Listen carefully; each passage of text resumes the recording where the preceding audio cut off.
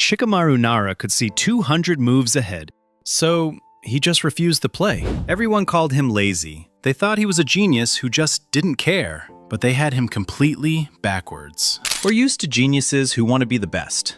People who use their minds to take control, to climb the ladder, or to be the hero. But Shikamaru Nara used his IQ for the exact opposite. He didn't use his mind to win, he used it to hide. And that wasn't weakness. That was the most logical thing a person can do when they've learned that caring costs more than they can afford to lose. When you are that smart, you don't see opportunities.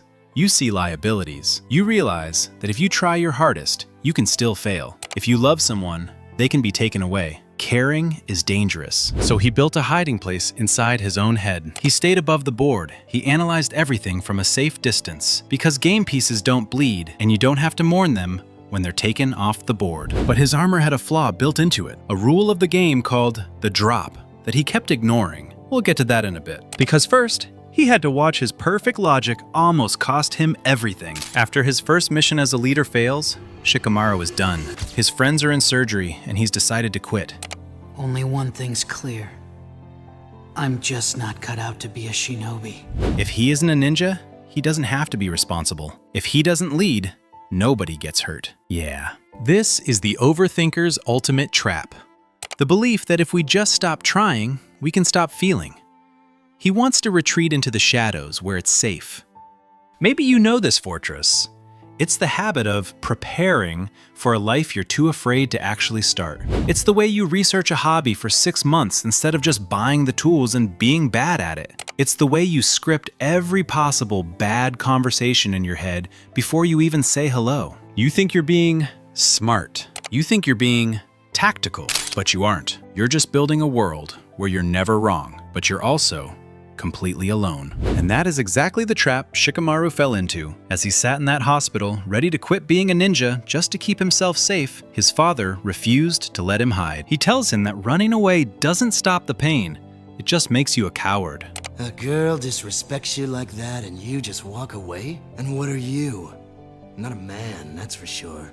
Far as I can see, you're nothing but a coward. That was the first crack in the shield, but it would take a much greater tragedy to finally shatter it. When Asuma-sensei dies, Shikamaru doesn't cry. He goes right back to the only defense he knows. He locks himself in a dark room and turns his grief into a math problem. He builds a perfect revenge mission, a masterpiece of strategy. He believes that if he can just solve the equation, he won't have to feel the loss. He was building a trap for his enemies, but he couldn't see the trap he was building for himself. Because outsmarting your enemy is just math, but outsmarting your own heart, that is a battle you are supposed to lose. The real climax of this story isn't the Hidan fight. It's the moment his father forces him to knock over the shogi board. He tells him to stop being a genius and start being a human. Stop analyzing, start feeling.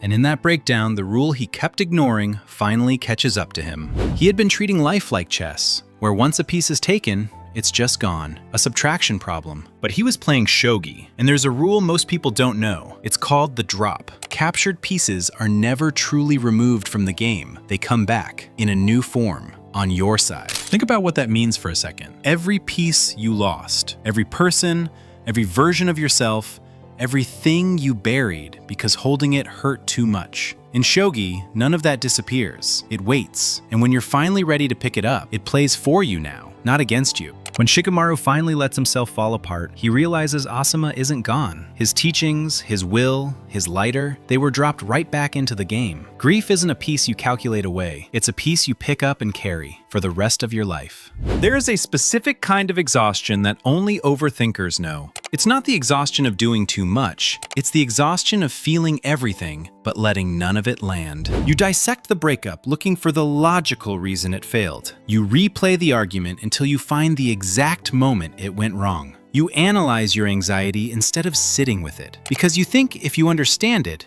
it won't be able to hurt you.